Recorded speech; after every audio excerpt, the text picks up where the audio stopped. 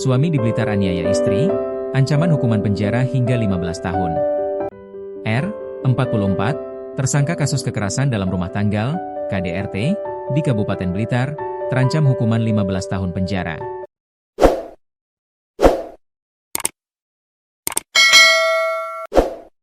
R, warga Desa Boro Kecamatan Selorejo Kabupaten Blitar, merupakan pelaku KDRT terhadap sang istri, SN, 48.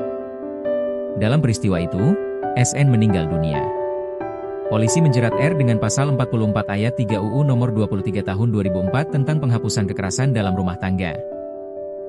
Tersangka diancam dengan hukuman penjara paling lama 15 tahun penjara, kata Kasat Reskrim Polres Blitar, AKP Margono, Kamis, 5 Februari 2026. Margono menjelaskan, peristiwa KDRT terjadi di rumah pelaku dan korban pada Selasa, 3 Februari 2026, sekitar pukul 2 waktu Indonesia Barat. Pemicu KDRT, tersangka emosi dengan korban karena mau makan tidak ada piring. Tersangka memarahi korban, namun korban tetap menjawab. Terjadi cekcok mulut antara tersangka dan korban. Tersangka kemudian memukul korban memakai tangan, hingga terjatuh. Tidak berhenti di situ, tersangka terus melakukan penganiayaan, baik memakai tangan maupun alat berupa selang air. Akibat tindak kekerasan itu, korban lemas dan terduduk bersandar tembok. Tersangka kemudian mengambil ember berisi air dan hendak memandikan korban di kamar mandi. Karena korban lemas, tersangka menyiramkan air pada area wajah dengan tujuan agar korban tidak lemas. Tersangka juga sempat membersihkan darah pada kepala korban dan selanjutnya membaringkan korban di tempat tidur agar istirahat. Tapi, hingga pagi, sekitar pukul 6.30 WIB, korban tetap tidak sadarkan diri. Tersangka kemudian meminta tolong ke tetangga dan ketua RT untuk membawa korban ke puskesmas. Korban sudah meninggal saat dibawa ke puskesmas. Korban sudah dalam kondisi meninggal dunia saat dibawa ke puskesmas.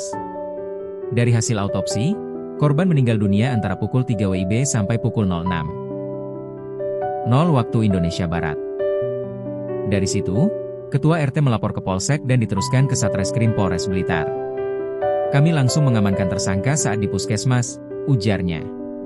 Dikatakannya, dari hasil autopsi, korban meninggal dunia karena kekurangan oksigen.